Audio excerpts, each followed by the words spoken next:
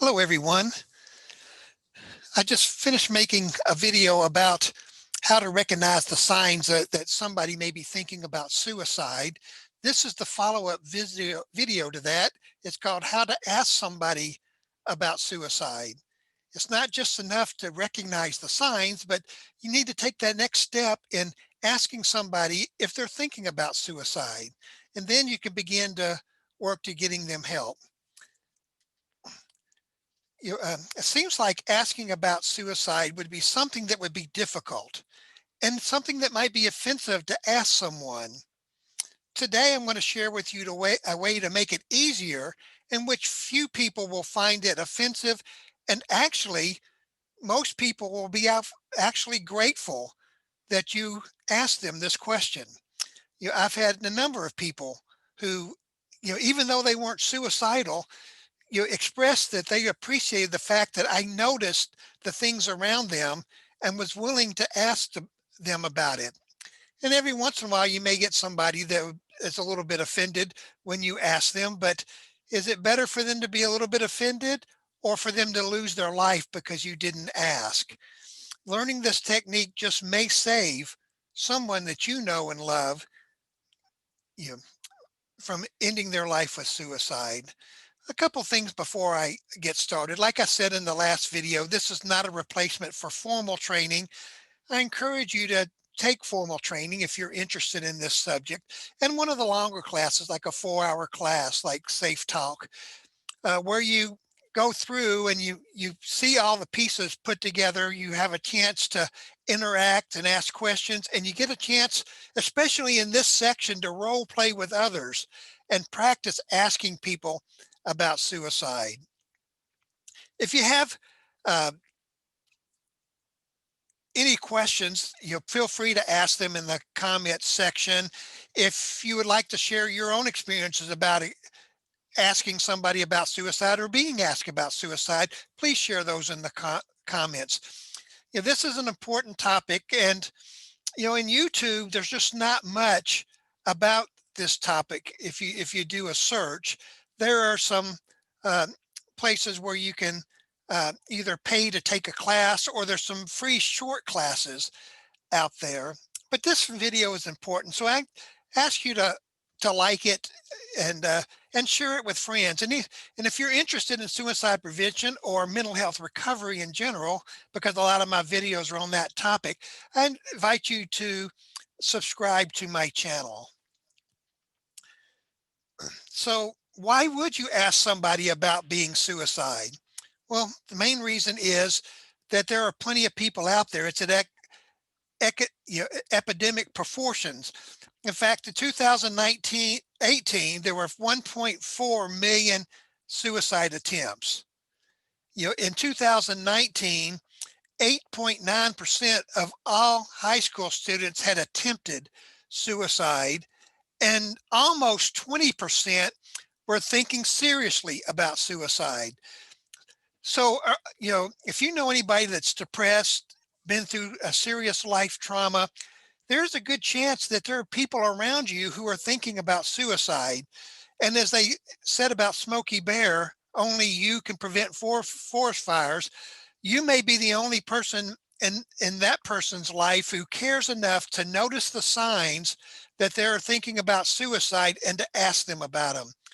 And the other reason is the sooner you ask the question and the earlier somebody shares with you that they're thinking about suicide, the better chance of helping that person get the help they need in overcoming suicidal thoughts. The closer and closer they get to actually ending their life with suicide, the harder it is to get them the help that they need and help them overcome and live a full and happy life. As I shared in the last video, the signs that somebody is thinking about suicide is based on what they say, how they act, and what you see. They seldom just walk up and say, I'm thinking about ending my life.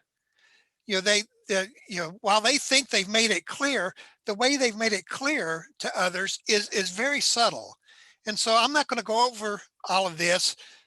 I have, you can go back and watch that other video. I have a link to that video in the description of this. I have this graphic linked into this in the description, and this PowerPoint linked in the description. You can download all those for free. But the most important thing you must remember is you have to ask somebody directly. A lot of people notice the signs, but they ask them indirectly. They'll ask them something like, "Are you thinking about hurting yourself?" Well, one, it doesn't communicate that you're noticing how serious it is. And two, asking them a question like that, if they're seriously thinking about suicide, they're thinking that suicide is the answer.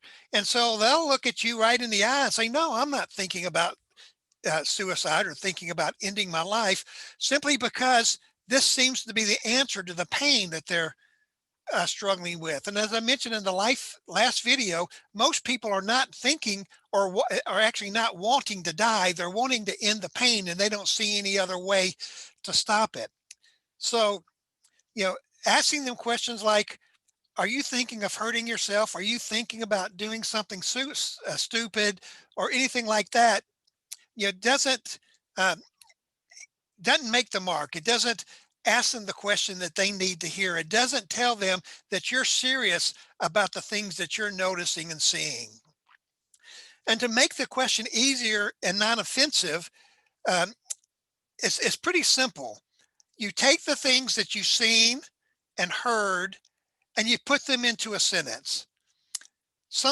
Like sometimes when people are blank and blank, they think about suicide. Are you thinking about suicide? Mentioning multiple things that you notice shows that you care enough to pay attention, and the fact that you've noticed more than one thing before you ask also makes the question a little less offensive. Now, I brought us back to the graphic. You can notice any of these things in this graphic and ask.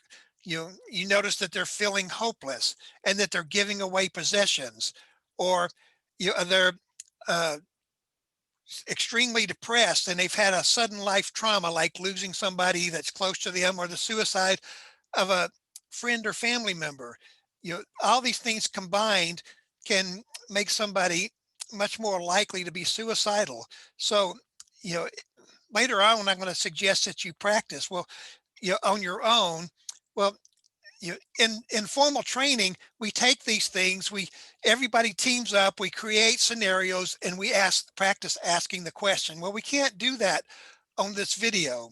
So when it's all over with, you can take this list and just create different scenarios and practice asking the question.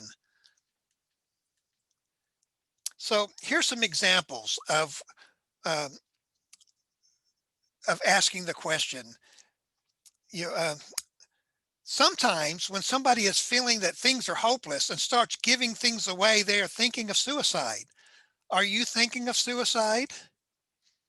You, uh, you've noticed somebody is depressed and they've expressed that they're a burden to their family or to other people. You could ask, sometimes when someone is depressed and they feel like they're a burden to others, they're thinking about suicide. Are you thinking about suicide? Sometime when here's a life situation one. They've lost a child and they started isolating themselves. They're no longer hanging around with family and friends. They sit in front of a video game all day long in the dark, or they stay in their house and they don't go over. They start missing things that they used to go to. And you could look at them and say, sometimes when somebody loses a child and starts distancing themselves from their friends and family, they think of suicide. Are you thinking of suicide? Sometimes when somebody has a friend die of suicide and are feeling depressed, they think of suicide. Are you thinking of suicide? So you can look and see, on this list, that there's lots of things you can see.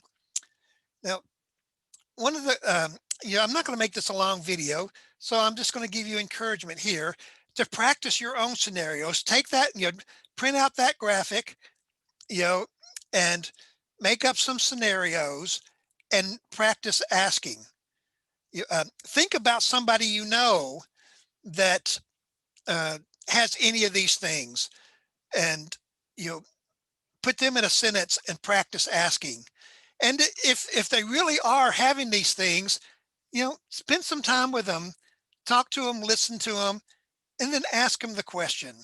And now, as like I said in the beginning, I encourage you to take a full formal training so that you see how all the uh, pieces fit together, and that you can practice, doing this with others, you know, sharing questions. And if you have questions that this just brought up for you, feel free to put them in the comment section of this video.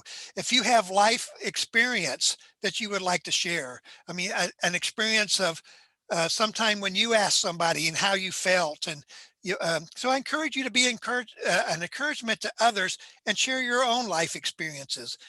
Now, this has been a COVID year. I haven't asked this question very much. The year before, I pretty much was asking somebody these questions once a week. I lead a mental health support group. I go to a lot of mental health functions. I'm active in a church where I'm around a lot of people, and pay attention to what's going on in their life. So I had all kinds of opportunities to ask. Not leaving the house much this last year hasn't provided me the opportunity. But I encourage you to love your friends and family enough to pay attention to the things that they're going through, and the things that they say, and the things that they do. And if they're suggesting that, they are hopeless, or their life is going nowhere, or they talk about death, or they have, tremendous life tragedies that happen to them, learn to do this, practice it, and then be willing to ask this questions to those who you notice may be having these signs and symptoms, so that you may be able to ask them the question and get them the help they need. you Watching for the signs, asking the questions, this question can save the life of somebody that you love, and maybe multiple people that you love. And so I encourage you to listen to the other video about the signs and symptoms. Subscribe to my channel. We talk a lot about suicide prevention in that channel, as well as mental health recovery, things that you can do to help yourself feel better, to help yourself conquer and overcome anxiety and depression, or things that you can do with other people to help them overcome uh, anxiety and depression. So be vigilant and love big.